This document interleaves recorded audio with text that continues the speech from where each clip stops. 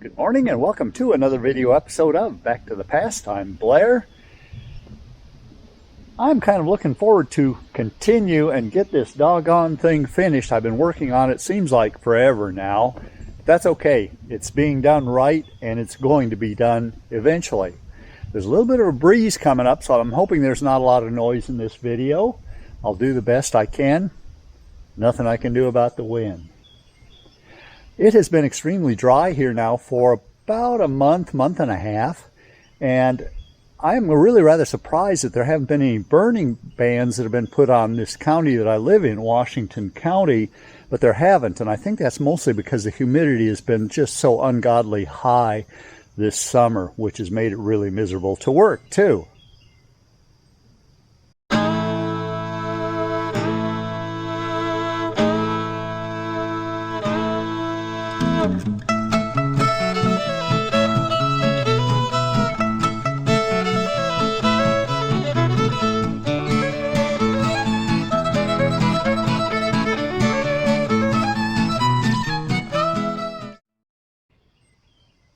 Since the last episode, I have continued putting on some sheathing on the south side of this building. I had just a booger of a time getting that doggone upper cord on the south side straightened out. It had bowed, it had taken on a bow of about 1.5 inches. And that doggone red oak, it is really some tough lumber. I thought it would be relatively easy to straighten out 1.5 inch bow over doggone 13 feet in length that it was, but it really was tough. Now on the last episode, right at the end of the last episode, I went ahead, put a come along on it, pulled it to straight, and then put in some temporary 2x4s and supports, hoping that it would kind of remember that it should be straight instead of having that great big bow. And I think that probably did help a little bit. It really wasn't all that difficult to keep it straight when I went ahead and sheathed that far side. Behind me here, I have one barge rafter put up, and I like waiting until the sheathing is on to put in those barge rafters. Makes it a little bit easier for it to be a one-person job. You can maybe see on this corner, I do have a temporary board put in that holds one end of it, and I could put up this barge rafter, I guess, because I've got the other one that I could tie it into. But again, I really like having the plywood there so that I can just clamp it off and make it a lot easier to nail. So this morning, what I'm going to start off with is pulling up some sheathing on this north side and nailing that down.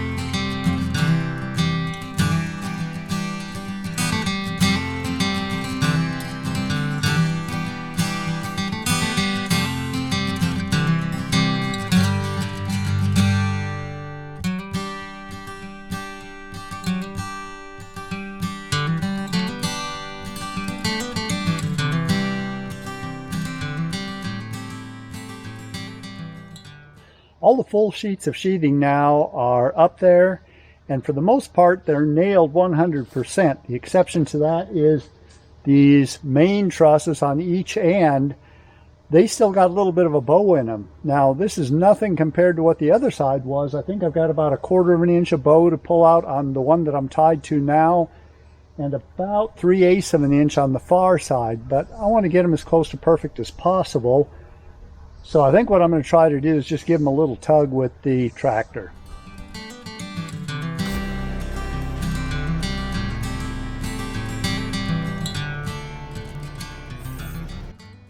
That takes care of the west side. Now on to the east side.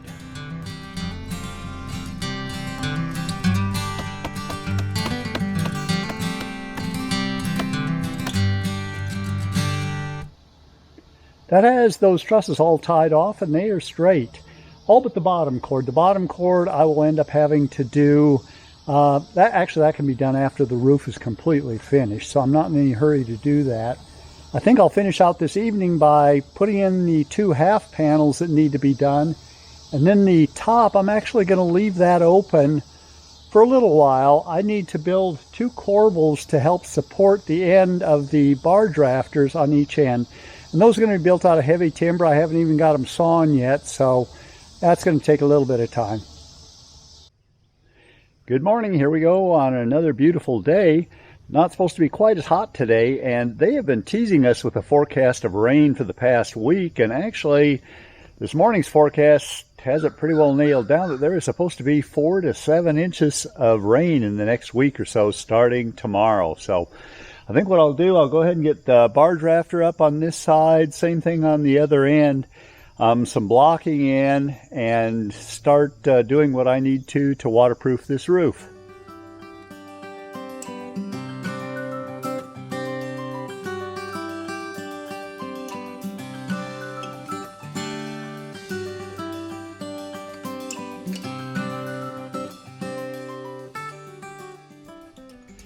It's pretty tough to get a piece of fascia board to look like this when it was in the pile and looked like this. And I've certainly discovered that red oak is a whole lot harder to straighten than pine or cedar.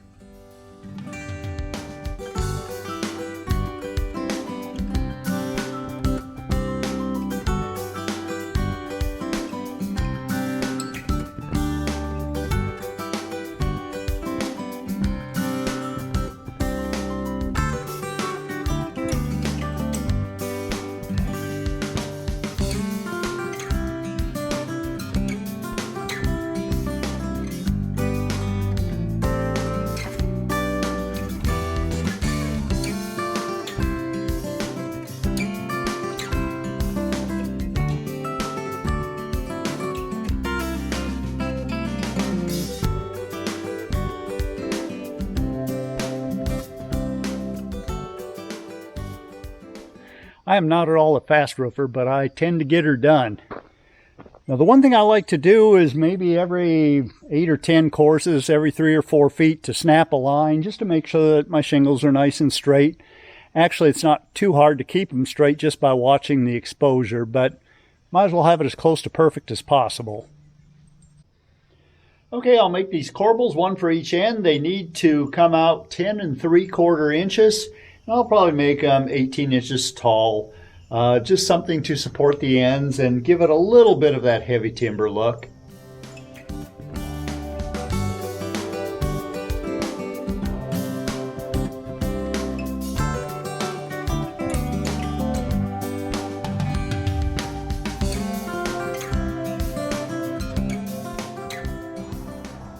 That has the corbels made. Now to put them up.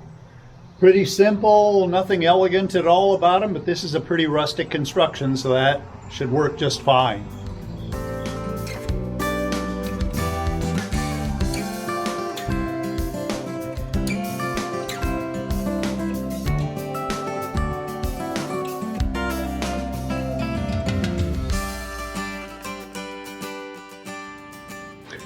All right, I have this corbel in its brace, temporarily held in place with 1 screw and some 16-penny nails. I'll go ahead and put in a couple of structural screws into the brace, and then I'll have to go up on top and put a couple into the top member.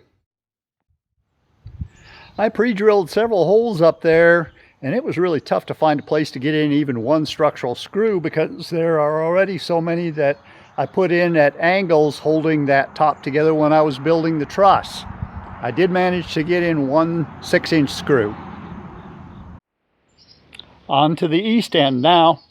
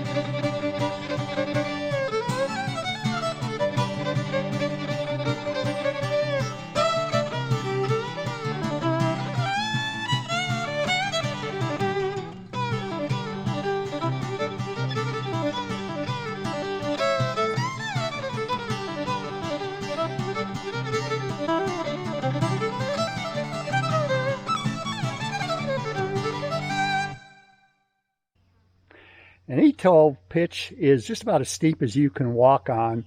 I really like the way that a high pitch roof looks, especially if you've got shingles that have a nice profile to them. And these Tamco shingles, I really think they do have that. I'm going to end this episode here. There is still a lot to be done, and I hope on the next episode that I can finish it structurally. I still have that north-south bracing to put in, but before I can do that, there's actually some work that need to be done on the lower part of this, getting everything tied together before I can brace it, mostly because of the way that I constructed this. It really doesn't go together quite as easily as what I would like it to. But I'll go ahead and take care of that in the next episode. And then even after that, there's a lot that I plan to do with this carport. So stick around for future episodes. Be here on the next one for sure. See you then. Goodbye.